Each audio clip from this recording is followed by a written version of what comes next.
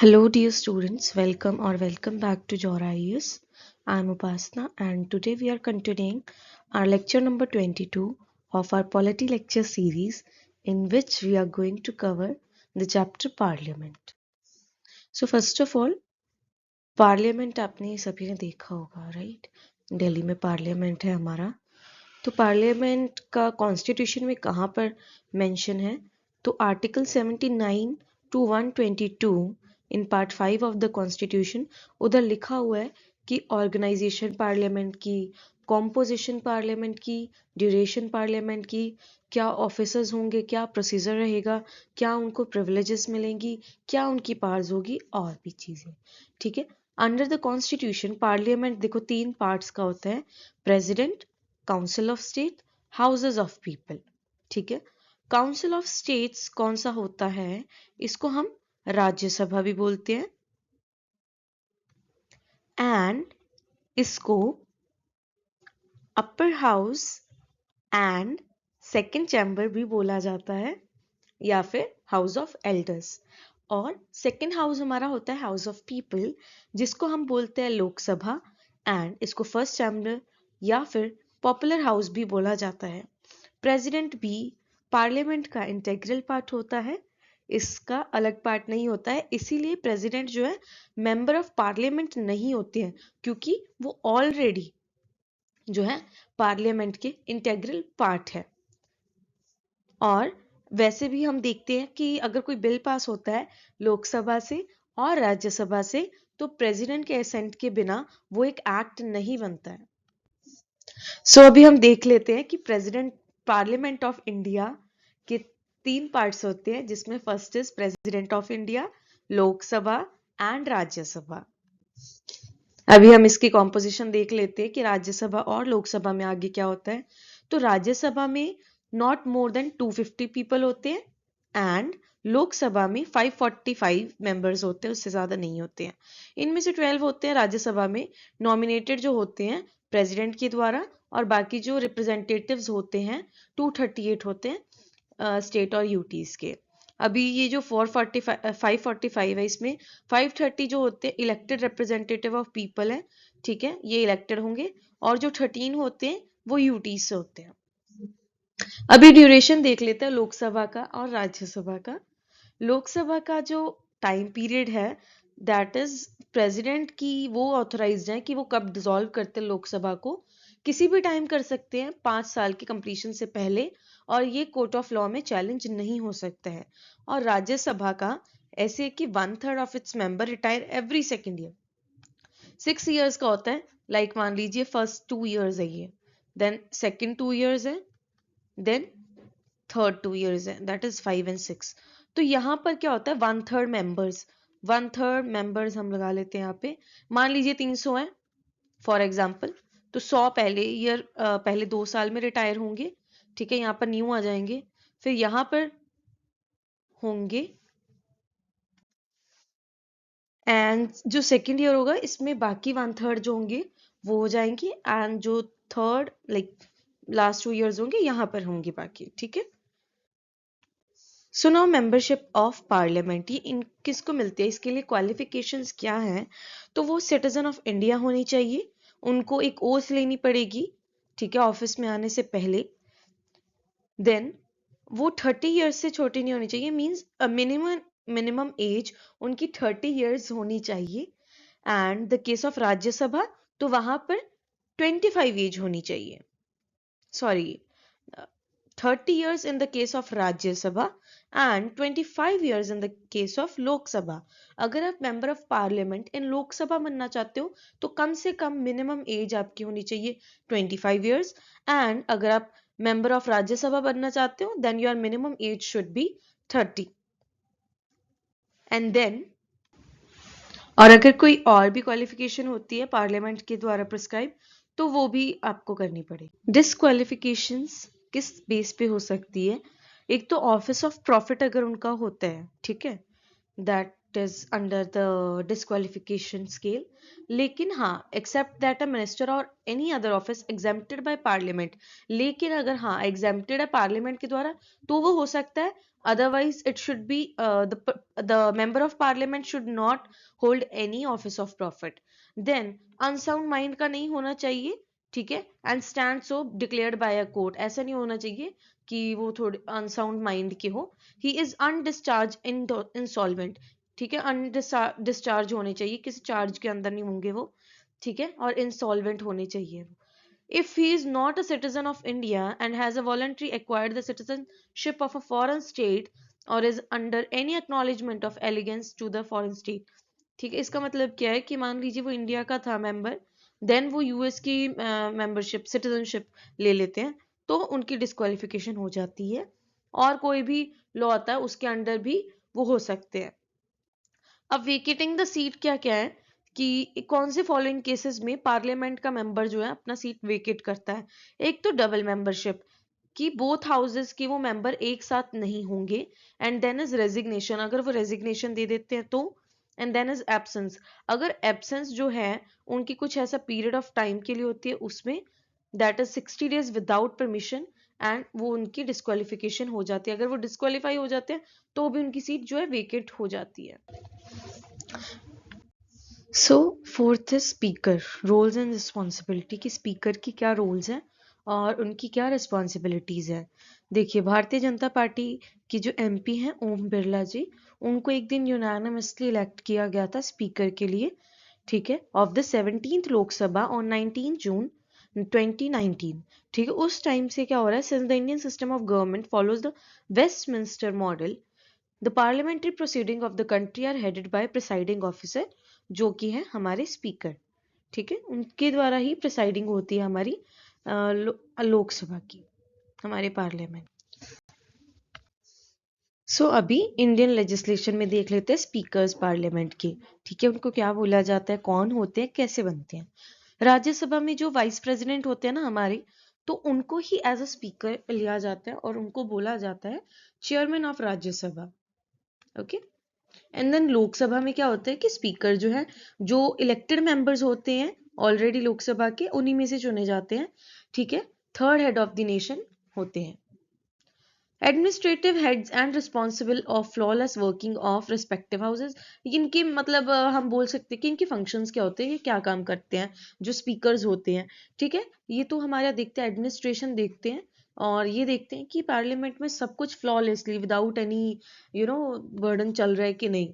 Par to take penal action against member of the respective houses, जिस house के वो speaker है वहां पर वो पीनल एक्शंस भी ले सकते हैं, ठीक है. देन अगर कोई डेडलॉक आ जाते हैं कि मान लीजिए 50% यहाँ पर वोट है, 50% यहाँ पर वोट है, तब स्पीकर की जो वोट है वो काउंट होती है, चाहे वो यहाँ डाल सकते हैं चाहे वो यहाँ डाल सकते हैं vote.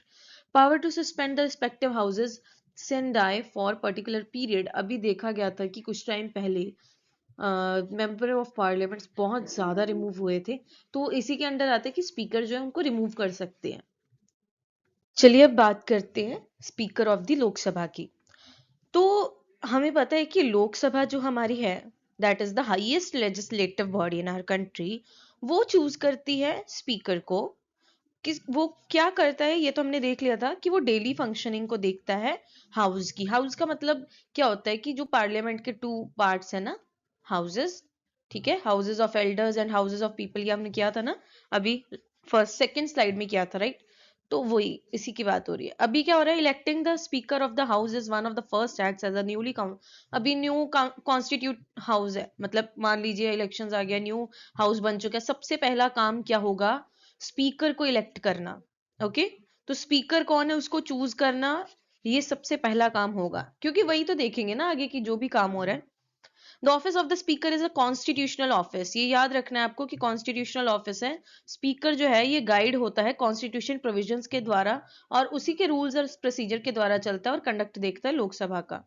Election of the speaker, अभी इलेक्शन कैसे होगा, एक तो कोई स्पेसिफिक क्वालिफिकेशन नहीं है कि इलेक्ट कैसे करना है स्पीकर को. हमने देखा था कि लोकसभा के मेंबर जो है, दैट इज मिनिमम एज उनकी 25 होनी चाहिए, ठीक है, और जो लोक मेंबर ऑफ पार्लियामेंट का है ना, एज इट इज वही हो जाएगा एक तरह से तो क्वालिफिकेशन, क्योंकि अगर आपको स्पीकर बनना है तो आपको मेंबर ऑफ पार्लियामेंट होना पड़ेगा पहले। The constitution states that the speaker must be a member of the house.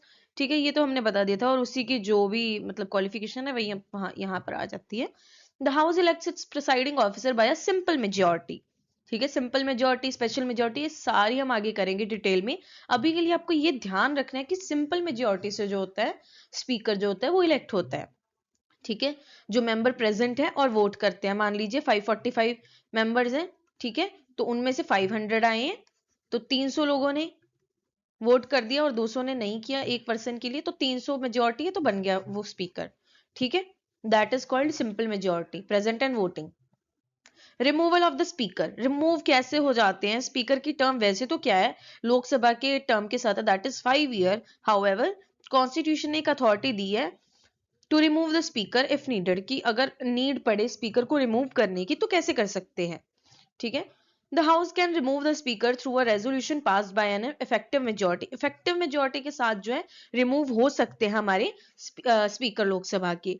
More than 50% of the total strength of the house present. देखो पहली बात तो अगर 500 है फॉर एग्जाम्पल, ठीक है, तो 250 से ज्यादा लोग प्रेजेंट होने चाहिए, पहली बात तो। ठीक है, as per article 94 and 96 of the constitution। ठीक है, the speaker can also be removed on getting disqualified from being a lok sabha member under section 7 and 8 of the, मान लीजिए कि डिस्क्वालिफिकेशन होती है एज एन लोकसभा का मेंबर। अगर मान लीजिए लोकसभा का हमने देखा है कि ऑफिस ऑफ प्रॉफिट नहीं होना चाहिए, अगर वो ऑफिस ऑफ प्रॉफिट में आ जाते हैं तो लोकसभा के मेंबर से उनकी डिस्क्वालिफिकेशन हो जाती है, और उसी के तहत वो लोकसभा के मेंबर थे, राइट, तो अगर वो वहां से रिमूव हो जाते हैं तो यहाँ से भी उनका रिमूव होना बनता है। So now we are going to do powers of the Lok Sabha speaker, कि जो लोकसभा के स्पीकर होते हैं उनकी पावर्स क्या होती है। जो स्पीकर होते हैं वो प्रिसाइड करते हैं मीटिंग्स के ऊपर लोअर हाउस में। लोअर हाउस अपर हाउस हमने पढ़ा था फर्स्ट स्लाइड में ही। ठीक है, दो हाउसेस होते हैं, lower house upper house, Rajya Sabha Lok Sabha. In other words the speaker conducts business in Lok Sabha, मतलब उनका कार्यकाल कैसे चल रहा है, उनका काम कैसे चल रहा है, ठीक है, वो सब देखते हैं। और डिसिप्लिन मेंटेन करते हैं और डेकोरम मेंटेन करते हैं अमंग द मेंबर्स, कि जो मेंबर्स हैं वो डिसिप्लिन रहे और उनका डेकोरम मेंटेन रहे। He she guards the right and privileges of the member of the Lok Sabha. ये देखते हैं कि लोकसभा के जो मेंबर्स हैं उनके राइट्स और उनके प्रिविलेजेस उनको मिले। ठीक है, कैसे कि वो डिसाइड करते हैं कि कौन कब बोलेगा और क्वेश्चन कब आस्क करेगा, और जो ऑर्डर है प्रोसीडिंग की वो भी फॉलो होनी चाहिए। अभी ऑर्डर्स क्या होते हैं, क्या होता है 0 आवर, ये वो, ये सब हम आगे वाली स्लाइड्स में करेंगे डिटेल में। स्पीकर अपनी पावर यूज करता है वोट करने के लिए जब डेडलॉक होता है। ये हमने पहले भी किसी चैप्टर में डिस्कस किया है कि मान लीजिए यहाँ पर 200 वोट्स डल गए हैं, यहाँ पर भी 200 वोट्स चल गए हैं, ठीक है, तो स्पीकर रह गए हैं बस, तो वो अपना एक वोट किसी को भी देंगे, ये डेडलॉक हो गया है, ठीक है, मेजोरिटी बन ही नहीं रही है, तो वो क्या करेंगे, अपना एक वोट किसी एक को दे देंगे और फिर वहां पर प्रिवेल करेगा, जो डिसीजन होगा वहां पर होगा। In the absence of quorum in the house, it is the duty of speaker to adjourn the house or suspend any meeting until a quorum is met। जब तक quorum met नहीं होता, ठीक है, तब तक वो कर सकते हैं। quorum क्या होता है, ठीक है, quorum होता है एक minimum number of MPs present. अब वो कितने होते हैं वो आपको बताना है, ठीक है। The speaker decides the agenda that must be discussed in a meeting of the members of the parliament। कि क्या एजेंडा होगा वो भी वो डिस्कस करते हैं। जो स्पीकर होता है उनके पास काफी ज्यादा पावर्स होती है रूल्स और प्रोसीजर को इंटरप्रेट करने के लिए। जो स्पीकर होते हैं वो प्रिसाइड करते हैं ज्वाइंट सिटिंग्स को भी, जैसे राज्यसभा की भी मीटिंग हो रही है और लोकसभा की भी मीटिंग हो रही है, ज्वाइंट मीटिंग ज्वाइंट सिटिंग हो रही है, तब वहां पर कौन होगा, राज्यसभा के हेड होंगे या फिर लोकसभा की, मीन्स लोकसभा के स्पीकर होंगे या राज्यसभा के, तो वहां पर लोकसभा के जो स्पीकर है वो प्रिवेल करेंगे। ओके, एक मनी बिल का देख लेते हैं कि मनी बिल जो होता है ट्रांसमिट होता है जब लोअर हाउस से अपर हाउस की तरफ, जो स्पीकर है वही रिस्पॉन्सिबल होता है, ठीक है, उस पर सर्टिफिकेट देने के लिए। स्पीकर डिसाइड करते हैं कि वो मनी बिल है या नहीं है, तो ये होल सोल पावर किसके पास है, स्पीकर के पास, ठीक है, his decision is considered final. Except for no confidence motion जो है, नो कॉन्फिडेंस मोशन अगर नहीं आता है, जो भी मोशन उनके सामने आएंगे, ठीक है, स्पीकर उसको परमिट करता है। ठीक है, नो कॉन्फिडेंस मोशन आ जाएगा तो अलग बात है, नहीं तो बाकी सब पे स्पीकर ही बैठते हैं, उनको परमिट देते हैं।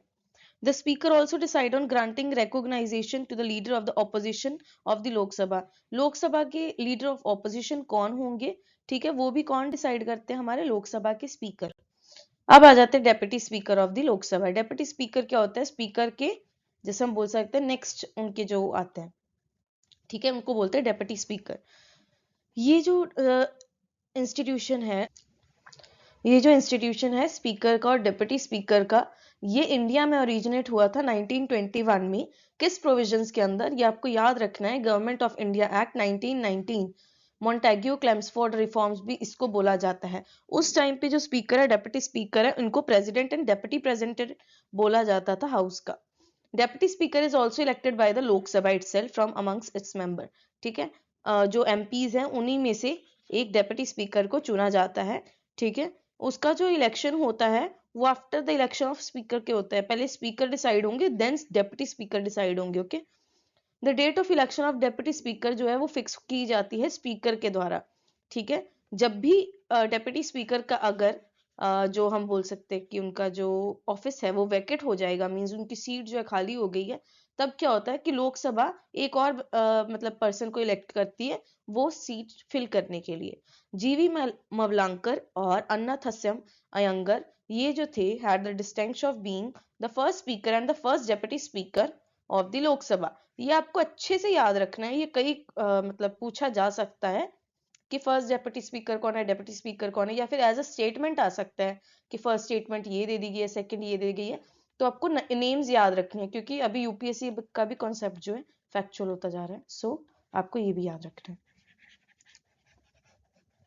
Panel of chairperson of Lok Sabha, जो चेयरपर्सन का पैनल है लोकसभा का, उसमें क्या होता है कि under the rules of Lok Sabha जो स्पीकर है वो नॉमिनेट करते हैं amongst the member of panel of note more than 10 chairperson. 10 chairperson से ज्यादा वो नहीं करते हैं, और any of them can preside over the house, उनमें से कोई भी प्रिसाइड कर सकता है हाउस को उनकी एब्सेंस में या फिर डेप्यूटी स्पीकर के एब्सेंस में।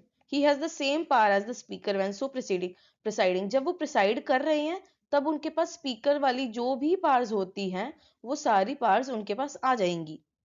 ठीक है, स्पीकर प्रो टर्म, कॉन्स्टिट्यूशन के द्वारा जो स्पीकर की last Lok Sabha vacates his office immediately before the first meeting of newly elected Lok Sabha. Means newly elected Lok Sabha से पहले पहले जो लास्ट इलेक्टेड लोकसभा होती है, जो उसकी लास्ट मीटिंग होती है, उस टाइम जो होता है therefore the president appoint a member of Lok Sabha as the speaker pro term. Pro term क्या होता है, प्रो टर्म कि जब स्पीकर का ऑफिस जो है खाली हो जाता है तब के लिए। ठीक है, क्योंकि न्यू स्पीकर बनना है ना अभी, क्योंकि जो पहले टर्म वाला था स्पीकर, अब न्यू अगर लोकसभा आ गई है तो न्यू स्पीकर बनेंगे, तो उसके लिए when the new speaker is elected by the house, जो office of the speaker pro term ceases to exist. अभी देखो, अभी किसी को XYZ को बना दिया गया था थोड़े टर्म के लिए, ठीक है, अभी क्या हो जाएगा कि वो जो न्यू बनेगा तो जो स्पीकर प्रो टर्म था वो हो जाएगा, मतलब कि उसका वेकेट ऑफिस जो है वो वेकेट हो जाएगा।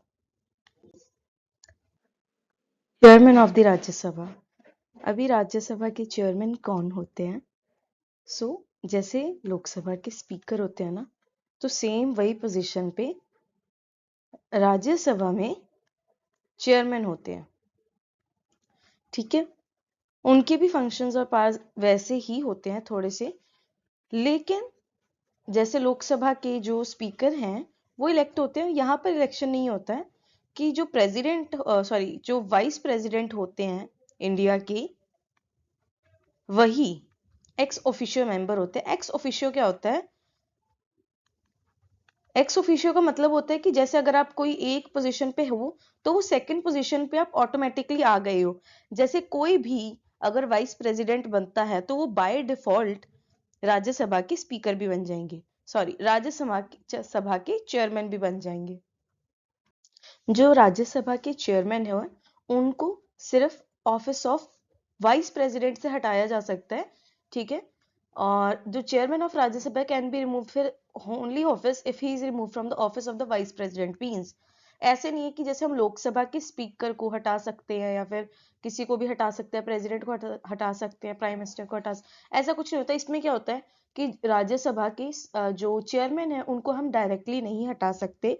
जो वाइस प्रेसिडेंट है अगर हम उनको हटा रहे हैं देन ओनली जो राज्यसभा के चेयरमैन का जो पोजीशन है, जो ऑफिस है, वो वैकेट होगा।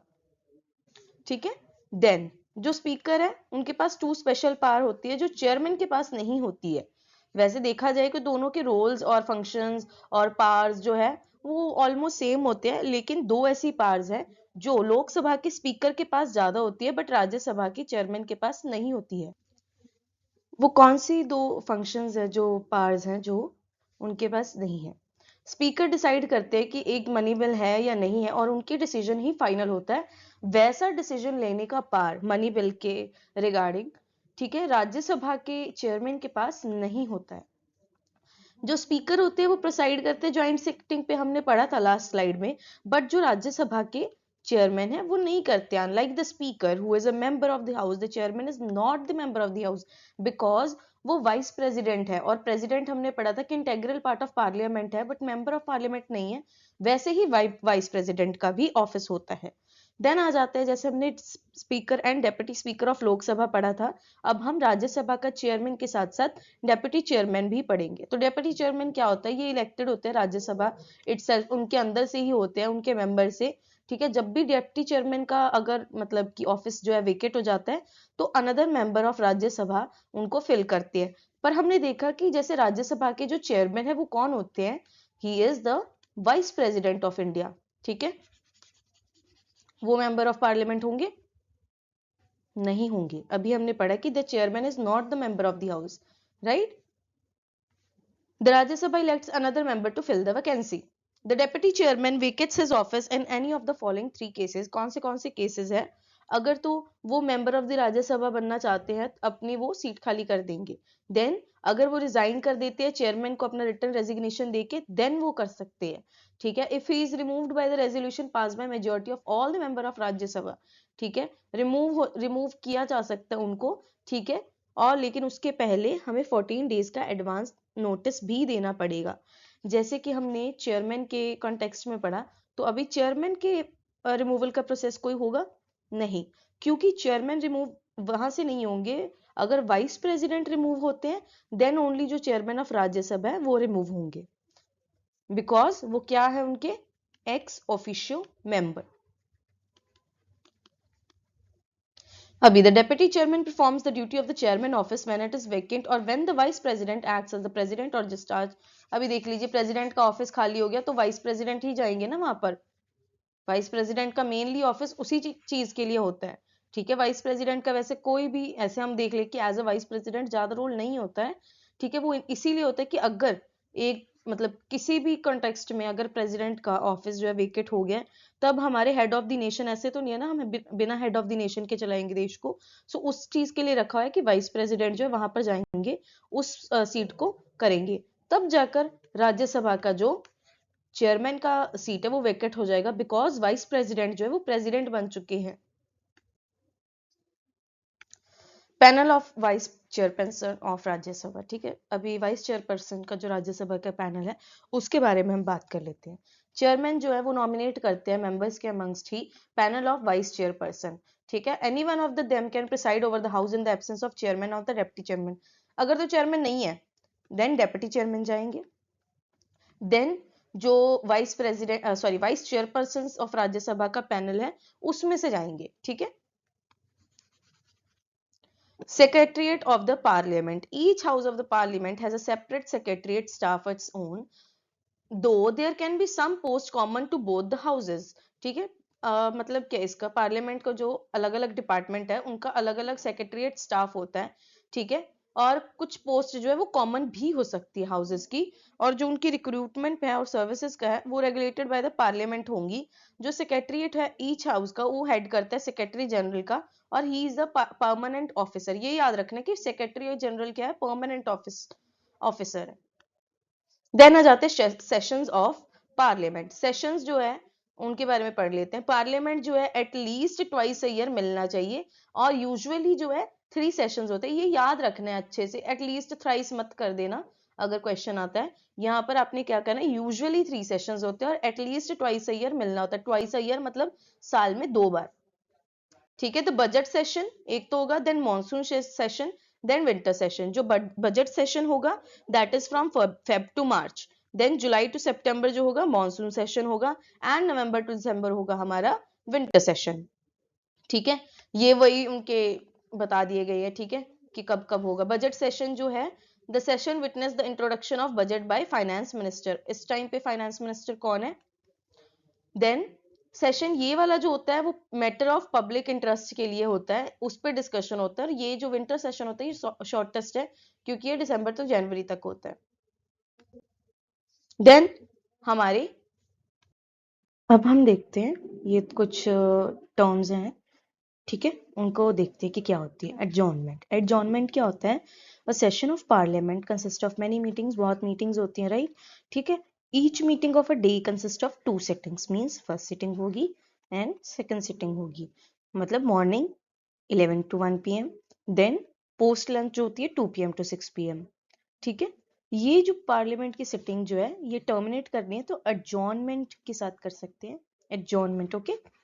Then adjournment sindai. Sindai क्या होता है? When houses adjourn without naming a day for reassembly, it is called adjournment sindai. Means यहाँ पर बोल दिया कि the session is adjourned to this, okay? पर यहाँ पर नहीं बोला है कि कब डेट के लिए कब होगी, ठीक है। फिर प्रोरोगेशन। प्रोरोगेशन क्या होता है कि प्रिसाइडिंग ऑफिसर जो होता है, लाइक स्पीकर होगा लोकसभा में और चेयरमैन होगा राज्यसभा में, वो डिक्लेयर कर देते हैं कि हाउस एडजॉर्न सिंडाई, मतलब when the business of a session is completed with in the next few days, ठीक है, नेक्स्ट फ्यू डेज में होगा। The president issues a notification for prorogation of the session, ठीक है। उस टाइम पे prorogation of the session के लिए एक नोटिफिकेशन जारी होती है। डिसोल्यूशन। डिसोल्यूशन क्या होता है? Rajya Sabha being a permanent house, Rajya Sabha ये हमें पता है कि परमानेंट हाउस है, ठीक है। ये हमने पढ़ा था कि दो साल बाद जो है इसके मेंबर्स जो है रिटायर होते रहते हैं 1/3, ठीक है। It is not subject to dissolution, only the Lok Sabha is subject to dissolution. Dissolution unlike a prorogation, a dissolution ends the very life of existing house. Means जैसे अब टर्म चल रहा है 5 साल को, उसके बाद जब डिसॉल्व हो जाएगी तो न्यू आएगी लोकसभा, ठीक है। देन कोरम क्या होता है? ये हमने पहले ही बात की है थोड़ी स्लाइड पहले कि कोरम क्या होता है? Minimum number of member required, ठीक है। कोई भी ये क्या होता है मैंने तब आपसे पूछा था, ठीक है। अब मैं आपको आंसर बता रही हूँ उसका। 1/10 of the total number of members in each house including the presiding officer. Presiding officer means speaker of Lok Sabha and chairman of Rajya Sabha, इनको मिलाकर जो है 1/10 होनी चाहिए। It means there must be at least 55 members present in Lok Sabha and 25 members present in Rajya Sabha. अगर 10 लोग आए हैं 20 लोग आए हैं तब कोई सेशन नहीं होगा। Then devices of parliamentary proceeding. ये देखिए क्या होता है, सुबह मतलब जैसे 11 o'clock स्टार्ट हो गया तो सबसे पहले होगा क्वेश्चन आवर। इसमें क्या होगा? Keep the government in check, represent people, ठीक है। इसमें गवर्नमेंट की जो है क्वेश्चंस पूछे जाएंगे। देन 0 आवर होता है 1 घंटे का, इसमें पीपल को रिप्रेजेंट किया जाता है। देन ये लंच टाइम है, ये ब्रेक है। देन जो नेक्स्ट सेशन है तब क्या होता है? ये देखिए मेक लॉज, पास बजट, ये होता है राज्यसभा में। और गवर्नमेंट बिजनेस और लेजिस्लेटिव बिजनेस होता है ये लोकसभा में 6 बजे तक होता है, ठीक है। ये टाइमलाइन आप देख लेना अच्छे से, ठीक है। अभी हमने शॉर्ट में देख लिया था, अब हम लॉन्ग में पढ़ते हैं, मतलब डिटेल में देखते हैं कि क्या होता है। सो सबसे पहले होता है क्वेश्चन आवर 11 to 12 PM। इसमें क्या होता है कि ये पार्लियामेंट के हर पहले जो आर होता है उसमें सेटिंग होती है। ये आप प्लीज कंफ्यूज मत हो ना कि पहले 0 आर होगा, जैसे स्कूल्स में यूजुअली क्या होता था कि 0 period, then first period, third period, second period. नहीं, ऐसे नहीं है। यहाँ पर सेकंड नंबर पे 0 आ रहा है, ठीक है। तो फर्स्ट क्या होगा? क्वेश्चन आर होगा, ये याद रखना आपको, ठीक है। The first house of every parliament sitting is slotted for this. इस टाइम में क्या करते हैं जो मेंबर्स है वो क्वेश्चन पूछते हैं मिनिस्टर से, और मिनिस्टर जो है यूजुअली आंसर्स देती है। ये चीज आपको अच्छे से ध्यान रखनी है, ये आप नोट कर लो, अपने नोट्स में लिखना है अच्छे से, ठीक है। A question are of 3 kinds, ठीक है। स्टार्ड, अनस्टार्ड और शॉर्ट नोटिस। स्टार्ड क्वेश्चन क्या होते हैं? एस्ट्रिक से होते हैं, एस्ट्रिक ये वाला साइन होता है। इतना क्लियर नहीं बना बट आई होप आप समझ गए हो। requires an oral answer and hence supplementary question can follow। means क्या होता है कि जैसे कोई क्वेश्चन पूछा है तो उसमें क्या होगा कि वो ओरली आंसर दे सकते हैं कि मान लीजिए ये आंसर क्वेश्चन है, ये एस्ट्रिक मार के आपको बता दिए कि ये क्वेश्चन है मेरा, ठीक है, तो वो जो मिनिस्टर है वो ओरली उसका आंसर देगा, ठीक है, ओरली आंसर दे रहा है, तो जिसने वो क्वेश्चन पूछा था वो सप्लीमेंट्री क्वेश्चन भी पूछ सकता है। सप्लीमेंट्री क्वेश्चन क्या होता है कि जैसे मैंने आपको पूछा कि व्हाट इज योर नेम, फिर आपने बोल दिया कि my name is this, then बोलूंगी व्हाट डू यू डू, मतलब नेक्स्ट क्वेश्चन भी पूछ रही हूँ सप्लीमेंट्री। ये तो बहुत बेसिक क्वेश्चन था, मतलब सप्लीमेंट्री यूजुअली क्या होगा, इससे रिलेटेड ही होगा जो उन्होंने आंसर दिया है, ठीक है। An unstarred question on the other hand requires a written answer. अब इसमें क्या होगा, रिटन आंसर चाहिए हमको, रिटन में चाहिए, ठीक है, तो इसमें क्या होगा, सप्लीमेंट्री क्वेश्चन आप नहीं पूछ सकते हो। A short notice question is one that is asked by giving a notice of less than 10 days. It is answered orally. आपको क्या ध्यान रखना है, रिटन आंसर सिर्फ और सिर्फ अनस्टार्ड में मिलता है, शॉर्ट नोटिस जो है लेस देन 10 डेज में आंसर देना है, और स्टार जो होता है उसमें ओरल आंसर है, ठीक है। इसमें जो सप्लीमेंट्री क्वेश्चन आप पूछ सकते हैं और इसमें नहीं पूछ सकते हैं।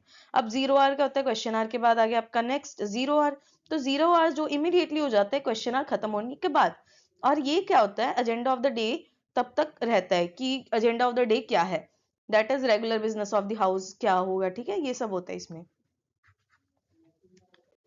देन आ जाते हैं मोशंस। मोशंस क्या होते हैं, no discussion on a matter of general public importance can take place except on a motion made with the consent of presiding officer. presiding officer कौन होते हैं, लोकसभा के स्पीकर, राज्यसभा के chairman. Substantive motion, substitute motion और subsidiary motion.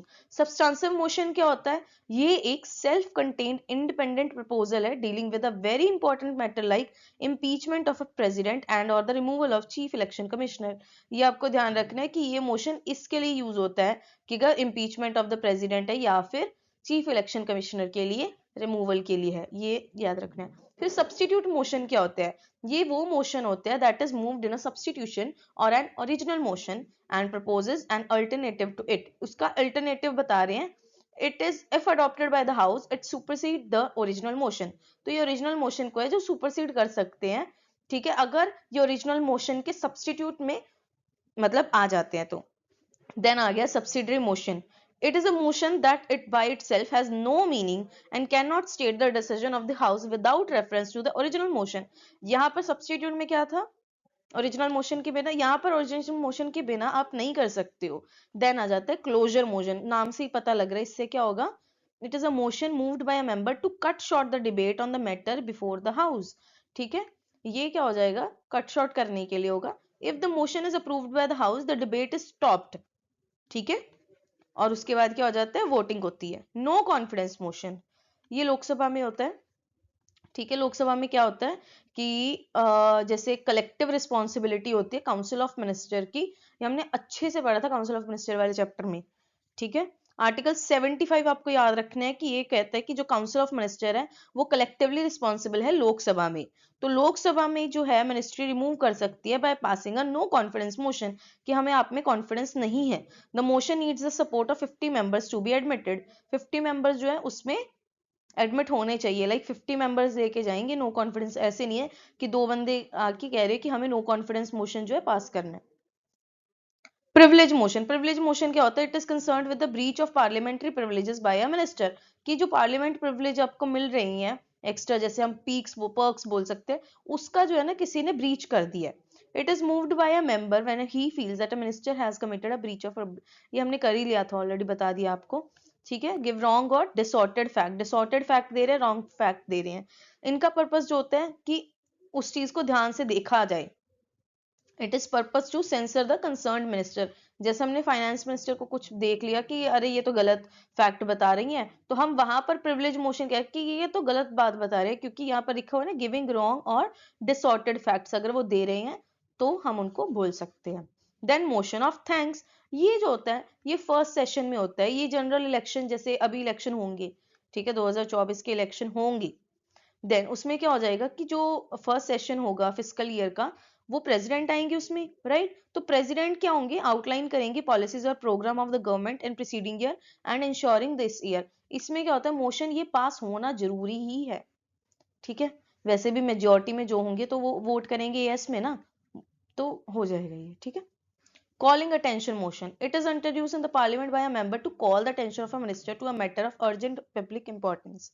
मतलब जैसे कि कोई बहुत ही ज्यादा इंपॉर्टेंट चीज आ गई है जो कि एक मिनिस्टर को पता होनी चाहिए, तब ये क्या है, कॉलिंग अटेंशन मोशन पास हो सकता है। और उसमें क्या होगा, and to seek an authoritative statement, statement भी मांग सकते हैं कि आप बताओ ये क्यों नहीं हो रहा है, ठीक है, like the zero hour. It is also an Indian innovation in the parliament procedure and has been in existence since 1954। ये बहुत ही ज्यादा इंपॉर्टेंट पॉइंट बन जाता है हमारा, ठीक है। इसको आप अच्छे से हाईलाइट करोगे, अच्छे से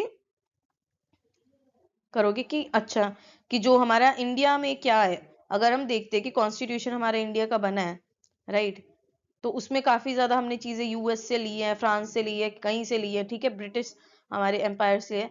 तो इंडियन इनोवेशन जब भी आती है तो अच्छे से याद रखनी है, ठीक है। ये पार्लियामेंट के प्रोसीडिंग में हमारी क्या है, ये हमारी इंडियन इनोवेशन है। और कब से है, 1954 से, ये भी याद रखना है। No day yet named motion, नाम से बड़ा अजीब सा लग रहा हो कि no day yet named motion का मतलब क्या है।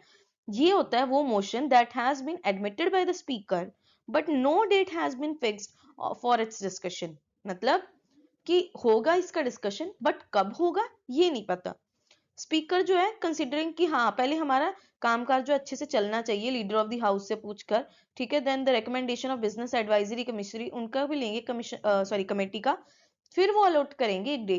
पहले तो उन्होंने ओके बोल दिया कि ठीक है हम इस पे डिबेट करेंगे या बात करेंगे, देखेंगे, बट कब देखेंगे ये नहीं बताया था, वो बाद में बताएंगे। तो ये क्या होता है, no day yet named motion. Then आ जाता है हमारा censure motion. It could state that the reason for its adoption in the Lok Sabha, it can be moved against an individual minister or group of minister or the entire council of minister। ये ध्यान से रखना है कि एक minister, group of minister और पूरी council of minister पे भी हो सकता है। ये क्या होता है, it is moved for censoring the council of minister for specific policy and action, कि आपकी कोई पॉलिसी, कोई स्पेसिफिक पॉलिसी और स्पेसिफिक जो एक्शन है उनके बारे में होता है। अगर ये पास हो जाता है लोकसभा में, तो लोकसभा को, sorry, the council of minister need not to resign from the office, उनको ऑफिस में रिजाइन करने की जरूरत नहीं होती है।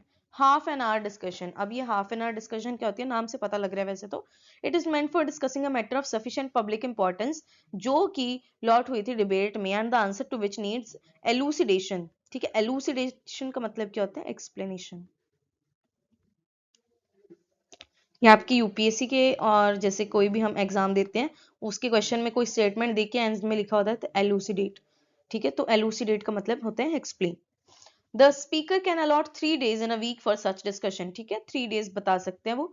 देन आ जाता है short duration discussion, it is also known as 2 hour discussion, याद रखना है, ठीक है। Time allotted for such discussion should not exceed 2 hours. The member of the parliament can raise such a discussion on matter of urgent public importance, ठीक है, urgent public importance में कर सकते हैं। फिर आ जाता है point of order। जो मेंबर है ये एक रेज कर सकते हैं point of order when the proceeding of the house do not follow the normal rules of procedure. अगर रूल्स ऑफ प्रोसीजर का ब्रीच हो रहा है तब ये जो है हो जाएगा।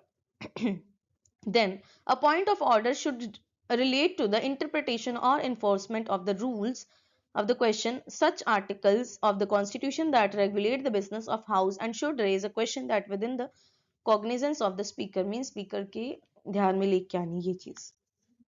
अब आ जाते हैं legislative procedure in the parliament, ठीक है। लेजिस्लेशन क्या होता है, लेजिस्लेशन क्या होता है, बहुत बार डिस्कस किया हमने, लॉ मेकिंग, ठीक है, लॉ मेकिंग होती है। लेजिस्लेटिव प्रोसीजर इज आइडेंटिकल, दोनों में सेम होता है, identical mean same. Houses of parliament में हर बिल का जो है, every bill has to pass through some stages in each house, ठीक है, सम स्टेजेस ईच हाउस में होना चाहिए, कोई स्टेज होते हैं, ठीक है। अभी देखते हैं पार्लियामेंट में बिल्स किस तरह के होते हैं, 2 तरह के होते हैं, पब्लिक बिल, प्राइवेट बिल, ठीक है। अब ये क्या होते हैं, पब्लिक बिल और प्राइवेट बिल, दो both are governed by the same general procedure, pass through the same stages in the house. सब कुछ सेम है बट एक चीज डिफरेंस है, वो क्या है जानते हैं। The bill introduced in the parliament can also be classified into 4 categories, 4 में भी कर सकते हैं। Ordinary bills क्या होते हैं, which are concerned with any matter other than financial subject, finance से एक्स्ट्रा कुछ भी है तो दैट इज ऑर्डिनरी बिल, क्योंकि बाकी दो जो फाइनेंस के रिलेटेड ही है, दैट इज मनी बिल, ठीक है, टैक्सेशन से रिलेटेड होगा जो। देन आ जाते हैं फाइनेंशियल बिल, जो होते हैं हमारे concern financial matter but are different from money bills. Constitutional amendment bills which are concerned with the amendment of provision of the constitution, ये भी इसी में आ जाते हैं. Then आ जाते हैं bills, ठीक है, ordinary, money, financial, CA. Concerned with any matter but not finance, taxation, public, also deal with financial matter but are different from money bills. That is CA मतलब constitutional, स्पेलिंग गलत हो गई थोड़ी सी, constitutional amendment bills, ठीक है, ये होते हैं. ठीक है, ऑर्डिनरी बिल के बारे में पढ़ते हैं. ऑर्डिनरी बिल जो होते हैं ये पास थ्रू 5 स्टेजेस से होते हैं. फर्स्ट रीडिंग, इसमें क्या होता है, फर्स्ट रीडिंग होगी, ठीक है, कि कोई भी ईदर हाउस, आपको याद क्या रखना है, देखिए सीधा सीधी बात, कि ईदर बाय अ मिनिस्टर और बाय एनी अदर मेंबर, ठीक है, मिनिस्टर करेंगे तो पब्लिक बिल है, ठीक है, अदर मेंबर करेंगे तो प्राइवेट बिल है, ये याद रखना है.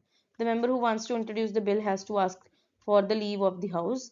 No discussion on the bill takes place at this stage. Later the bill is published in the gazette of India. पहले बिल जो है पेश होगा, यहाँ पर कुछ नहीं होगा, जो जो मैं आपको अंडरलाइन करती हूँ आपको वो याद रखनी है, ठीक है. ईदर बाय अ मिनिस्टर और बाय एनी अदर मेंबर, ठीक है. Ask for the leave of the house. Then no discussion and bill is place पे फर्स्ट रीडिंग पे नहीं होगी, सेकंड रीडिंग पे होगी और गैजेट ऑफ इंडिया पे भी पब्लिश हो जाएगा, ये भी याद रखना है. During the stage the bill receives not only the general but also detailed scrutiny and assumes its final shape. In fact, this stage involves 3 more sub-stages, namely general discussion, committee stage, consideration stage. फिर आ जाता है third reading. At this stage the debate is confined to the acceptance और rejection of the bill. अभी accept हो गए, reject हो गए, यहाँ पर बात आ जाती है. And no amendments are allowed. अभी तो अमेंडमेंट अलाउड नहीं है. If the majority member present and voting accept the bill is pass by the house, ठीक है. फिर क्या होता है, बिल इन सेकंड. अभी हाउस सेकंड हाउस में गया ये, ठीक है, बिल इन सेकंड हाउस है ये, ठीक है, okay. Bill in second house. In the second house also जो बिल जो है 3 स्टेजेस से पास होगा, first reading, second reading, third reading, ठीक है. If the second house passes the bill without any amendments from the first house except the amendment suggested by the second house, the bill is deemed to have been passed by both of the houses. मतलब first house ने क्या किया, पास, second house ने भी पास, ठीक है, कोई amendment नहीं बताई, लेकिन फर्स्ट हाउस ने पास कर दिया, सेकंड हाउस ने बोला कि नहीं इसमें ये चेंजेस लाओ, वापस गया, उन्होंने बोला ठीक है हम ये चेंजेस ले आते हैं, फिर जो है पास हो जाता है, प्रेसिडेंट के पास असेंट के लिए चला जाता है. फिर आता है assent of the president, sign कर देते हैं प्रेसिडेंट कि हाँ हमारा हो गया, ठीक है. फिर वो क्या हो जाता है, बिल जो है एक एक्ट बन जाता है. There are 3 alternatives before the president. President अभी ऐसे थोड़ी है कि हाँ बस सभी पे साइन कर देंगे, उनको कोई प्रॉब्लम नहीं है. मतलब क्या है, his assent to the bill, withhold assent, may return the bill for reconsideration of the house. अभी इसमें क्या होता है, यस बोलेंगे, बोलेंगे कि ठीक है मैं बताता हूँ, ओके आई टेल यू. फिर होता है कि नहीं नहीं मेरे को ठीक नहीं लगा, मैं वापस भेज रहा हूँ, कुछ चेंजेस की जरूरत है, फिर मतलब वो भेजेंगे. अभी मनी बिल्स का क्या होता है, आर्टिकल 110 याद रखना है, ठीक है, कि मनी बिल्स का होता है. अभी मनी बिल कैसे मनी बिल होता है, जब ओनली ये वाली चीजें होती है, ओनली, ठीक है, ओनली जहां भी आई पॉलिटी में, इट्स वेरी इंपॉर्टेंट. क्या क्या होगा, अच्छे से ध्यान रखने सारे के सारे points. Imposition, abolition, रेमिशन, alteration, regulation of any tax, ठीक है. कोई टैक्स इम्पोज करना है, कोई टैक्स अबॉलिश करना है, कोई रेमिट करना है, ऑल्ट्रेशन करना है, मतलब छोट घटाना है, बढ़ाना है, रेगुलेट करना है, ठीक है, तब होगा. Then regulation of the borrowing of money by union government, ठीक है, अगर मनी यूनियन गवर्नमेंट को बोरो करनी है तब. The custody of CFI, consolidated fund of India या फिर contingency fund of India, payment of the money into the withdrawal of money from any such fund. अगर यहाँ से उनको फंड निकलवाना है तब भी वो मनी बिल ही होगा. Appropriation money out of the consolidated fund of India, अगर वो एप्रोप्रिएशन मनी ले रहे हैं तब भी होगा. And then declaration of any expenditure charge on consolidated fund of India increasing the amount of any such expenditure, अगर वो ऐसे एक्सपेंडिचर करते हैं तब भी. The receipt of money on the account of consolidated fund of India or the public account of India, the custody or issue of such a money. Then आ जाते हैं any matter incidental to the any of the matter specified above, ठीक है, ये सब हो जाते हैं. तब if any question arises whether is money bill or not, तो किसका डिसीजन होगा, ये हमने स्पीकर के अंदर पढ़ा था कि स्पीकर ऑफ द लोकसभा का डिसीजन ही फाइनल होगा, और वो किसी भी कोर्ट ऑफ लॉ में क्वेश्चन नहीं किया जा सकता है, ना ही पार्लियामेंट में, ना ही प्रेसिडेंट से, कोई भी नहीं उनको कर सकता था. यहाँ पे स्पीकर की जो पावर है वो बहुत ही ज्यादा है, ठीक है. अब अगर कोई मनी बिल जो है transmitted to the Rajya Sabha for recommendation and presented to the president for assent, the speaker and draws as a money bill. तो स्पीकर बताएंगे, ठीक है वहां पे। Then money bill can only be introduced in the Lok Sabha, ये याद रखना है। और वो भी क्यों, जब प्रेसिडेंट जो है रिकमेंड करेंगे तब। राज्यसभा में ये मनी बिल पास नहीं होगा, I am sorry, money bill introduce नहीं होगा, और अमेंडमेंट भी नहीं कर सकते राज्यसभा, ठीक है। Every such bill is considered to a government bill and can introduce only by a minister. हमने पढ़ा था public bill, private bill, but ये जो है एक मिनिस्टर ही कर सकते हैं। After a money bill is passed by the Lok Sabha, it is transmitted to the Rajya Sabha for its consideration. The Rajya Sabha has accepted to the Lok Sabha within 14 days, whether or without recommendation. ठीक है, मतलब क्या होगा राज्यसभा का, कि अगर mini bill उनके पास आ रहा है विद रिकमेंडेशन और विदाउट रिकमेंडेशन, उनको 14 डेज में उसको मतलब वापस करना है, उसको रिटर्न करना है, ठीक है। अगर लोकसभा चाहे तो एक्सेप्ट कर सकती है और चाहे तो रिजेक्ट सारी की सारी भी कर सकती है, बट इसका कोई मतलब नहीं है कि राज्यसभा अगर कुछ बोल रही है तो यहाँ पर बाइंडिंग हो जाएगा कि उनको करना ही करना है। अगर उनको लग रहा है कि हाँ ठीक है, इन्होंने जो चेंजेस बताए हैं दैट इज गुड, तो वो कर सकते हैं एक्सेप्ट, लेकिन बाइंडिंग नहीं है, ठीक है। If the Lok Sabha accept any recommendation, तो क्या होगा, बिल जो है then deemed to have been passed by both the houses in the modified form. अभी ऑर्डिनरी बिल और मनी बिल में क्या फर्क होता है, ये आपको डिफरेंस वैसे तो मैंने आपको बताई दी है, ये आपको टेबल देख लेना ध्यान से, ठीक है। पहले पूरा हमने कर लिया है, ये डिफरेंस आपके लिए दिया गया है, ये आप ध्यान से देख सकते हो। ये भी आपको बता दिया गया है सारा का सारा कुछ, ठीक है। बस ये यहाँ पर ना आपको टेबल के लिए, टेबल के फॉर्म में बता दिया गया ताकि आपको अच्छे से पता हो। हाँ, ये देख लेते हैं कि it is sent for the president assent only by approved by both the houses in case of deadlock due to disagreement between two houses. ठीक है, यहाँ पर डेडलॉक नहीं होगा क्योंकि लोकसभा चाहे तो कर सकते, नहीं चाहे तो रिजेक्ट भी कर सकते, कोई ज्वाइंट सिटिंग नहीं होगी, लेकिन यहाँ पर ऑर्डिनरी बिल में हो सकती है, ठीक है। अभी फाइनेंशियल बिल पे आ जाते हैं, मनी बिल हो गया, ऑर्डिनरी बिल हो गया, फाइनेंशियल बिल। ये क्या होते हैं, जो फिस्कल मैटर को करते हैं। अभी ये तीन काइंड के होते हैं, financial bill, money bill, financial bill second, ठीक है। Article 110, 117 and 117 sub clause 3। Joint sitting of the parliament, joint sitting of the parliament क्या होती है, कॉन्स्टिट्यूशन ऑफ इंडिया जो है वो प्रोवाइड करते हैं ज्वाइंट सिटिंग के लिए। इंडिया जो है बाई कैमरल पार्लियामेंट है। बाई कैमरल क्या होता है, मतलब दो। पार्लियामेंट क्या है, Lok Sabha, Rajya Sabha, means to houses. तो बोथ दी हाउसेस जो है करेंगे वो पास, ठीक है, कॉन्कर करना चाहिए, ठीक है। प्रेसिडेंट के असेंट से पहले दोनों के द्वारा पास होना चाहिए वो बिल, ठीक है। फाउंडिंग फादर फोरसॉ दिस सिचुएशन कि यहाँ पर डेडलॉक हो सकता है, कि हो सकता है कि लोकसभा और राज्यसभा के आपस में ना हो, मतलब जो वो चाह रही है उनको थोड़ा करना हो कि डेडलॉक सिचुएशन है कि ना वो कर रहे हैं ना वो कर रहे, तो उन्होंने ज्वाइंट सिटिंग का प्रोविजन दिया था।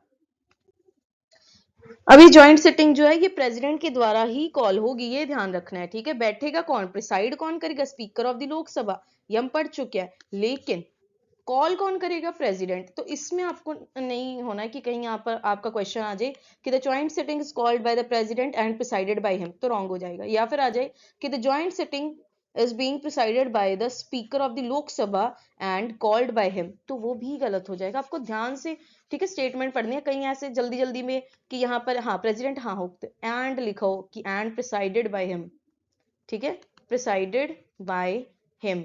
ऐसे कई बार आ जाते हैं क्वेश्चन, मतलब सच नहीं बोल रही हूँ बट ऐसे स्टेटमेंट में आ जाते हैं क्वेश्चन कि पहले पहले स्टेटमेंट बिल्कुल सही होती है लेकिन एंड में वो जो चेंज हो जाता है, तो वो आपको गलती नहीं करनी, पूरा क्वेश्चन ध्यान से पढ़ना है, ठीक है। प्रिसाइड कौन करता है, स्पीकर ऑफ द लोकसभा। अगर स्पीकर ऑफ द लोकसभा नहीं है तो डेप्यूटी स्पीकर, ठीक है। अभी डेप्यूटी स्पीकर भी ना हो तो क्या होगा, then deputy chairman of the Rajya Sabha, लेकिन चेयरमैन ऑफ द राज्यसभा नहीं करेगा। Why, because chairman of the house, sorry, chairman of the Rajya Sabha is not a member of the Rajya Sabha, right.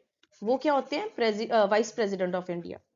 If any of the above mention people are not available, then कौन करेगा, कोई भी member of parliament preside कर सकता है, ठीक है। ध्यान रखना है आपने, सबसे पहले आ गया स्पीकर ऑफ लोकसभा, अगर वो नहीं है तो डेप्यूटी स्पीकर ऑफ लोकसभा, अगर वो नहीं है तो डेप्यूटी चेयरमैन ऑफ अपना sorry Rajya Sabha, then any MP.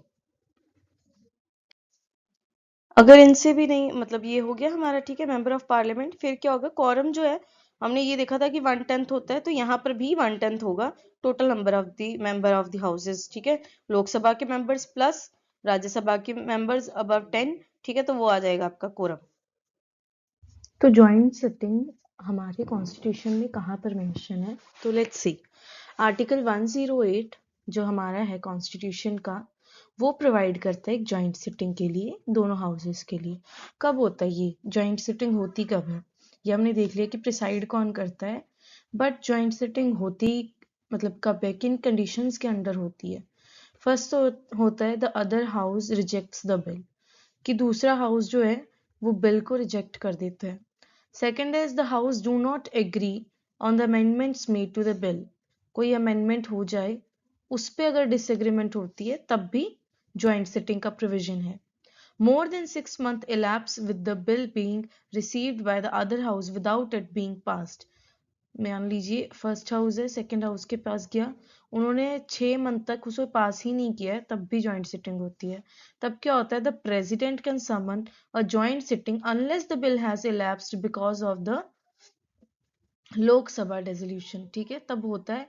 अगर तो लैप्स नहीं हुआ है, ठीक है, लैप्स हो गया है बट लोकसभा के रिजोल्यूशन के अलावा लैप्स हुआ है, तब जाकर होता है। How is the period of the above mention 6 month calculated, अब कैसे होता है, those days are not taken into account when the house is prorogued or adjourn. अब इनके बारे में हमने पढ़ा था, प्रोग्रोग कब होता है, एडजॉर्न कब होता है, ठीक है। उनके अलावा क्या होता है, 4 कंसेक्यूटिव डेज के लिए, ठीक है। Conduct of business according to article 118, president जो होता है वो रूल्स बना सकते हैं प्रोसीजर के लिए ज्वाइंट सिटिंग की, after due to consultation with the Lok Sabha speaker and Rajya Sabha chairman, दोनों हेड ऑफ द हाउसेस के साथ बैठकर वो सलाह मशवरा करके वो बनाते हैं, ठीक है। In a joint sitting any new amendment can not be proposed in the bill, ठीक है, जो पहले से ही हो चुकी हैं सिर्फ वही होंगी, उसके अलावा कोई प्रपोज नहीं होंगी, ठीक है। Excepting those which has been passed by one house and refused by either, ठीक है, उनके अलावा नहीं होगी। अमेंडमेंट्स जो कि रेलिवेंट है मैटर एट डिस्कशन के लिए, सिर्फ वही प्रपोज हो सकती है। With regard to admissibility of the amendment the decision of the presiding officer is final. अब देखिए ज्वाइंट सिटिंग हो गई है तो किसका डिसीजन फाइनल होगा, that is the presiding officer. Presiding officer कौन होगा, बाय डिफॉल्ट लोकसभा स्पीकर होंगे, ठीक है। The bill in a joint sitting is passed by a simple majority, अब वो कौन सी मेजोरिटी होगी, सिंपल मेजोरिटी होगी, ठीक है। So now according to article 87, article 87 में क्या बताया गया है कि 2 इंस्टांसेस है when the country president specifically address a joint sitting of both the houses. अभी और दो क्या है जिसमें से प्रेसिडेंट जॉइंट सिटिंग बुला सकते हैं, that is at the start of first session, general election होगा जब हमारा लोकसभा रिकॉन्स्टिट्यूट होगी तब बुला सकते हैं, and second is at the start of first session of every year, ठीक है, first session of every year से भी वो बुला सकते हैं। So now powers of N MLA, the powers and function of member of legislative assembly under इसके categorise होते हैं। हम एमपी की बात नहीं कर रहे हैं अभी, एमएलए की कर रहे हैं, ठीक है। एमपी क्या होता है, पार्लियामेंट का मेंबर, और एमएलए होता है लेजिस्लेटिव असेंबली का। तो एमएलए कहाँ पे होगा, स्टेट्स में होगा, ऑब्वियस सी बात है, ठीक है। प्राइमरी फंक्शन इनका क्या होता है, लॉ मेकिंग होता है स्टेट में, ठीक है। एमएलए जो होता है अपने लेजिस्लेटिव पावर्स जो होता है स्टेट लिस्ट के अंदर ही काम करता है और कॉन्करेंट लिस्ट के, ठीक है। State list subjects of importance to the individual state alone such as trade, commerce, development, irrigation and agriculture। मतलब क्या है कि जैसे कि ट्रेड, कमर्स, डेवलपमेंट, इरिगेशन, इन सब की चीज़ों में वो ध्यान देती है। And then while the concurrent list contains item of importance to both the union government and the state government such as succession, marriage, education, adoption, forest and so on, ठीक है। फिर वो इन सब मैटर्स पे देखते हैं। फाइनेंशियल पावर्स क्या होती है उनके पास, तो फाइनेंशियल पावर जो स्टेट की होगी वहां पर एब्सोल्यूट होल्ड जो होगा लेजिस्लेटिव असेंबली का होगा, ठीक है। उनके पास ही सारी पावर्स होंगी। जो मनी बिल है वो भी ओरिजिनेट सिर्फ लेजिस्लेटिव असेंबली में होगा, and the member of legislative assembly must give consent for any expenses made for from the state treasury. तो जो स्टेट ट्रेजरी होगी वहां से जो भी होगा तो वो मेंबर ऑफ लेजिस्लेटिव असेंबली जो है पास करेंगे। All grants and tax raising proposal जो होंगे वो ऑथोराइज होंगे एमएलएस के द्वारा, and for them to be executed and implemented for the development of state, और वो सारे स्टेट के डेवलपमेंट में काम होंगे। एग्जीक्यूटिव पावर्स क्या होंगे? जो मेंबर ऑफ लेजिस्लेटिव असेंबली है वो कंट्रोल करेंगे एक्टिविटीज जो कि चीफ मिनिस्टर करेंगे एंड काउंसिल ऑफ मिनिस्टर करेंगे। अभी इलेक्टोरल पावर क्या होते हैं? मेंबर ऑफ लेजिस्लेटिव असेंबली जो है उनके पास कुछ ऐसी पावर्स भी होती हैं, लाइक इलेक्टेड मेंबर्स जो है लेजिस्लेटिव असेंबली के, वो इलेक्टोरल कॉलेज जो है होते हैं, और वो इलेक्ट करेंगे प्रेसिडेंट ऑफ इंडिया को। हमने पढ़ा था प्रेसिडेंट ऑफ इंडिया के कि जो इलेक्टेड मेंबर्स होंगे ऑफ लेजिस्लेटिव असेंबली, ठीक है, वहां पर, और एक एमएलए का वोट का कितना होगा ये भी हमने तब किया था, right. MLA elects the member of Rajya Sabha who represent a particular state, फिर वो स्टेट को रिप्रेजेंट करते हैं। आपके स्टेट से कौन से एमएलए हैं राज्यसभा में, मतलब एमपीज जो है राज्यसभा में प्रेजेंट, वो आपको पता होने चाहिए। The speaker and the deputy speaker of the legislative assembly are elected by the MLAs. जो स्पीकर और डेप्यूटी स्पीकर होंगे लेजिस्लेटिव असेंबली के वो एमएलएस के द्वारा होंगे, ठीक है। In the state with the bicameral legislature, bicameral means two, ठीक है, बाई का मतलब होता है two. 1/3 of the member of the legislative council are elected by the MLAs। तो वहां पर कौन इलेक्ट करेगा? MLAs करेंगे। अभी कॉन्स्टिट्यूएंट और मिसलेनियस पावर्स क्या होंगी? Some parts of the Constitution of India that relate to a federal provision can be amended by ratification by 1/2 of the members of legislative assembly। इसका मतलब क्या है कि जो कुछ पार्ट्स है इंडिया के, ठीक है, जो फेडरल प्रोविजंस में होंगे, उनका अमेंडमेंट जो होगा 1/2 of the members of the legislative assembly करेंगे। एमएलएस जो होंगे वो रिव्यूज जो है रिपोर्ट को रिव्यू करेंगे, that is public service commission report and account general report. MLAs जो होते हैं वो अपॉइंट करते हैं various committees of the house को। अभी फंक्शंस ऑफ द पार्लियामेंट पढ़ लेते हैं, इंडियन कॉन्स्टिट्यूशन चैप्टर में है, ठीक है। हमारे देखते हैं फंक्शंस क्या होंगे हमारे पार्लियामेंट की। लेजिस्लेटिव फंक्शंस होंगे, एग्जीक्यूटिव फंक्शंस होंगे, फाइनेंशियल फंक्शंस होंगे, इलेक्टोरल फंक्शंस होंगे, पावर ऑफ रिमूवल होगा, functions regarding to amendment of the constitution और मिसलेनियस फंक्शन भी होंगे। अभी लेजिस्लेटिव फंक्शंस पढ़ लेते हैं इन डिटेल। अभी पढ़ा ही हुआ है हमने कि यूनियन लिस्ट में और कॉन्करेंट लिस्ट में जो होंगे वो लेजिस्लेशन, मतलब जो हमारे सेंट्रल लेवल पे लेजिस्लेचर है वो बनाएंगे, ठीक है। कंकरेंट लिस्ट में ऐसे क्या होगा कि स्टेट लेजिस्लेचर भी बना सकते हैं, पार्लियामेंट भी बना सकते हैं, जॉइंट ज्यूरिसडिक्शन है दोनों का। लेकिन प्रिवेल किसका करेगा? जिसने यूनियन जो लॉ होगा वो प्रिवेल करेगा, जब तक प्रेसिडेंशियल असेंट मिल जाता है तब तक, ठीक है। The president can also pass laws on items like state list under the following circumstances, जबकि इमरजेंसी आ जाती है, ठीक है, तब की बात की गई है। और आर्टिकल 249 में क्या है कि स्टेट लिस्ट पे बना सकते हैं, राज्यसभा जब रेजोल्यूशन करेगी, ठीक है, कि ये हमें बना कर दीजिए, ठीक है। Then as per article 253 it can pass laws on state list items if required for implementation of international agreement. ये तो हमें अच्छे से पता है कि इंटरनेशनल एग्रीमेंट के लिए अगर कुछ करना होगा तो वो कर सकते हैं, राइट, बट आर्टिकल हमें ध्यान में रखना है। और आर्टिकल 252 क्या बताता है? The legislature of two or more state passes a resolution to the effect that it is desirable to have parliamentary law on any item listed in the state list, the parliament can make laws for those state। ठीक है, तो ऐसा नहीं है कि state list पर कभी भी पार्लियामेंट नहीं बना सकती है, ये कंडीशन के अंदर वो बना सकती है। Then executive function, executive functions में और इनके पास होता है कि in parliamentary form of government जो एग्जीक्यूटिव होता है वो रिस्पॉन्सिबल होता है लेजिस्लेचर को। ये कैसे होता है? ये हमने देखा था कि जो काउंसिल ऑफ मिनिस्टर होता है वो collectively responsible to the Lok Sabha, ये उसी की बात हो रही है। तो इसका मतलब क्या है? जो पार्लियामेंट एक्सरसाइज क्या कर रहा है? एग्जीक्यूटिव के ऊपर भी मतलब कि एक ओवर द एज है, उसका कंट्रोल है कुछ मेजर्स में लेके। By a vote of no confidence the parliament can remove the cabinet, means executive जो होगी, अगर काउंसिल ऑफ मिनिस्टर रिस्पॉन्सिबल है तो इट मींस लोकसभा उनको रिमूव भी कर सकती है ना, उसी की बात कर रहे हैं यहाँ पर नो कॉन्फिडेंस मोशन की। The Parliament appoints a committee on ministerial assurance that sees where the promises made by the minister to the Parliament are fulfilled or not। अगर कोई promises बना रहे हैं और वो fulfill हो भी रहे हैं कि नहीं हो रहे हैं, ये भी checks and balances रखते हैं। कट मोशन क्या होता है? ये तब यूज किया जाता है कि कोई भी ऐसी मतलब डिमांड को अपोज करने के लिए जो फाइनेंशियल बिल में ब्रॉट की गई हो गवर्नमेंट के द्वारा। देन आ जाते हैं फाइनेंशियल फंक्शंस क्या है हमारे पार्लियामेंट के। पार्लियामेंट जो होता है ना वो ही मतलब अल्टीमेट अथॉरिटी है, क्योंकि हमने देखा है कि अगर कोई बजट पास होगा तो कहाँ पर होगा, ऑब्वियस सी बात है पार्लियामेंट में होगा, कहीं और नहीं हो रहा ना वो, ना तो हमारी जुडिशरी के पास जा रहा है, ना एग्जीक्यूटिव के पास जा रहा है, सीधा पार्लियामेंट में आ रहा है।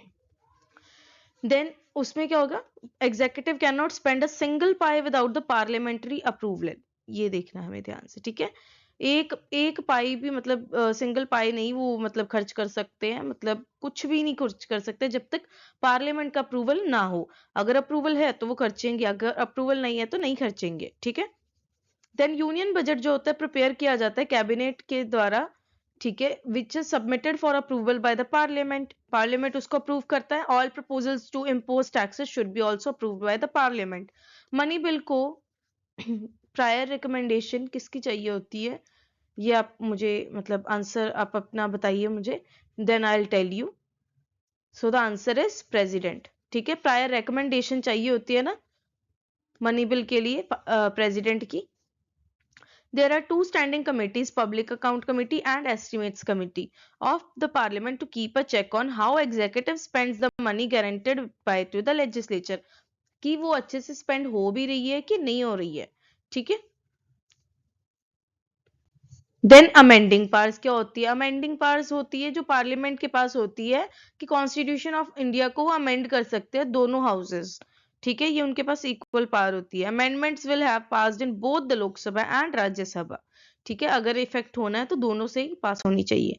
देन इलेक्टोरल फंक्शंस क्या होते हैं, इलेक्टोरल फंक्शंस वो होते हैं जो पार्लियामेंट जैसे कि प्रेसिडेंट और वाइस प्रेसिडेंट की वोट में हिस्सा लेती है। जैसे हमने देखा था कि जो एमएलए होते हैं वो प्रेसिडेंट की वोट करते हैं, राइट, उसी हिसाब से वो बोल रहे कि इलेक्टोरल फंक्शन क्या है उनके पास। तो ही इनडायरेक्ट इलेक्शंस बोला जाता है ना, प्रेसिडेंट के इलेक्शन को बोला जाता है इनडायरेक्ट इलेक्शन। क्यों, क्योंकि हमने इलेक्ट किया है एमपीज को, एमएलए को, फिर वो क्या कर रहे हैं, प्रेसिडेंट को सिलेक्ट कर रहे हैं, तो हमारे ही रिप्रेजेंटेटिव्स आगे जाके देश के रिप्रेजेंटेटिव्स को चुन रहे हैं, ठीक है। देश के रिप्रेजेंटेटिव किस पे आप पे बोल रहे हो, because president is the head of the nation, head of the state. Then president can be removed by a resolution passed by the Rajya Sabha agreed by the Lok Sabha, ठीक है। Resolution कहाँ पास होगा, राज्यसभा में, agree कौन करेगा, लोकसभा, ये ध्यान रखना है। देन आ जाते हैं judicial function. In case of breach of privilege by members of the houses, अगर कोई ब्रीच हो जाती है member of the houses, parliament के पास प्यूनिटिव पावर होती है पनिशमेंट करने की, ठीक है। ये हमने देखा होगा कि जैसे कि ये स्पीकर्स हटा देते हैं, और ये भी हमने देखा है कि जो पार्लियामेंट में अगर आप कुछ बोल रहे हो तो आपके पास जुडिशरी एक बोल सकते हैं एज होता है वहां पे कि आपको जुडिशियल कंट्रोल है, इम्यूनिटी है आपको जुडिशरी से। In the parliamentary system legislative privileges are immune to judicial control, वही बात की गई है यहाँ पे। The power of the parliament is to punish its member also generally not subject to judicial review, ठीक है। अगर मतलब पार्लियामेंट जो है अगर रिमूव कर रही है, कोई पनिशमेंट दे रही है, तो उस पर भी जुडिशियल रिव्यू नहीं होगा। Other judicial functions are of parliament include power to impeach president, ठीक है, प्रेसिडेंट को रिमूव कर रहे हैं, इम्पीच कर रहे हैं, that is also judicial function, right. Then vice president को, जजेस को, supreme court, high court, auditor general, इन सबको भी इम्पीच कर सकते हैं। अदर फंक्शंस देख लेते हैं, जैसे कि issues of national and international importance are discussed in parliament, ठीक है, यहाँ पर डिस्कस होंगे। A parliament is sometimes talked as a nation in miniature, एक तरह से नेशन ही होगा, हर जगह से एमपीज आते हैं, हर मतलब बोलते हैं ना हर चीज को रिप्रेजेंट कर रहे हैं, कास्ट को, रिलीजन को, उसकी बात कर गई है। A parliament is sometimes talked as a nation in miniature, ये हो गया हमारी बात। Then the parliament has power to alter, decrease, increase boundaries of states and UTs, मतलब जैसे कोई भी स्टेट को वो ऑल्टर कर सकते हैं, स्टेट को डिक्रीज कर सकते हैं, इंक्रीज कर सकते हैं उसकी बाउंड्रीज, ठीक है। Position of Rajya Sabha, where Rajya Sabha is unequal to Lok Sabha, where Rajya Sabha is equal to Lok Sabha, where Rajya Sabha has special powers that are not at all shared with the Lok Sabha. The constitutional position of Rajya Sabha as compared with the Lok Sabha can be studied from 3 angles. ठीक है, 3 angle से देख सकते हैं, जहां पर राज्यसभा लोकसभा से unequal है, यहाँ पर इक्वल है, और यहाँ पर मतलब बोल सकते हैं राज्यसभा के पास ज्यादा पावर है लोकसभा से। यहाँ पर बोल सकते हैं कि लोकसभा के पास ज्यादा पावर है राज्यसभा से। ठीक है, इक्वल स्टेटस देख लेते हैं। ये सारी चीजें जो हैं ये हमने बात ऑलरेडी कर ली है, ये वहां पर आ रही है ऑर्डिनरी बिल को पास करने में, इंट्रोडक्शन के लिए। ठीक है, कॉन्स्टिट्यूशन अमेंडमेंट बिल्स, फिर पास करना है तो फाइनेंशियल बिल उसके बाद कर गए हैं। Then election and impeachment of the president है, election and removal of the vice president है, फिर कोई रिकमेंडेशन है। ठीक है, इन सब की वो भी है। ये ना हमने छोटी छोटी ये सारी बातें हमने ऑलरेडी स्लाइड्स में कर ली गई है, ये यहाँ पर आपको लिस्ट बता दी गई है आपके मतलब कन्वीनियंस के लिए। Then approval of proclamation of all 3 types of emergency by the president, ये भी यहाँ पर भी अप्रूव होंगी। Selection of minister including the prime minister, यहाँ पर भी वो हो सकता है, यहाँ से भी हो सकते हैं। Consideration of the reports of the constitutional bodies like finance commission, union public service commission and CAG, ये सब की जो रिपोर्ट है यहाँ पर आती है। देन अनइक्वल क्या है, लोकसभा मनी बिल के मामले में तो सबसे पहले आ जाती है बात। देन राज्यसभा अमेंड नहीं कर सकते हैं मनी बिल को, ना ही रिजेक्ट कर सकते हैं। ठीक है, विद इन 14 डेज उनको मतलब रिटर्न करना होगा, अगर रिकमेंडेशन है तब भी, नहीं भी है तो भी। Financial bill not containing the matters of Article 110 also can be introduced only in the Lok Sabha and not in the Rajya Sabha. ठीक है, ये ओनली इन द लोकसभा ही होगा फाइनेंशियल बिल जो होगा 110 फाइनेंशियल बिल कौन सा है हमारा, money bill. Okay, the final part two decide whether a particular bill is money bill or not, ये स्पीकर ऑफ द लोकसभा के पास है, तो राज्यसभा का तो इसमें कोई रोल ही नहीं है। The speaker of the Lok Sabha preside over the joint sitting of the both houses, Rajya Sabha के स्पीकर नहीं आएंगे, मींस राज्यसभा के चेयरमैन नहीं आएंगे, लोकसभा के स्पीकर होंगे। ये डिस्कस कर सकते हैं बजट को, कोई भी vote on demand for grant नहीं होगा। Rajya Sabha can not remove the council of minister by passing no confidence motion, ये सिर्फ लोकसभा के पास है, इसलिए हम पढ़ते हैं कि council of minister is collectively responsible to the Lok Sabha. फिर स्पेशल पावर राज्यसभा की क्या है, फेडरल कैरेक्टर है, तो राज्यसभा के पास भी कुछ तो होगा ना फेडरल, फिर कैसे कह देंगे कि हमारी कंट्री फेडरल है। ठीक है, मींस फेडरल क्वाजी फेडरल हम बोलते हैं। ठीक है, क्वाजी फेडरल बोलते हैं हम, तो वो कैसे है ये देखिए, it can authorise the parliament to make a law on subject enumerated in the state list article 249, ये हमने पीछे जो है ना करा था अच्छे से, आप रिमाइंड कीजिए। It can authorise the parliament to create all India services common to both centre and states, article 312, तो कौन सी है राज्यसभा के पास, 249, 312, ये याद रखना है। और इसी के साथ ये चैप्टर हमारा खत्म हो चुका है। I hope you like the video, I hope you understood. Thank you and have a nice day.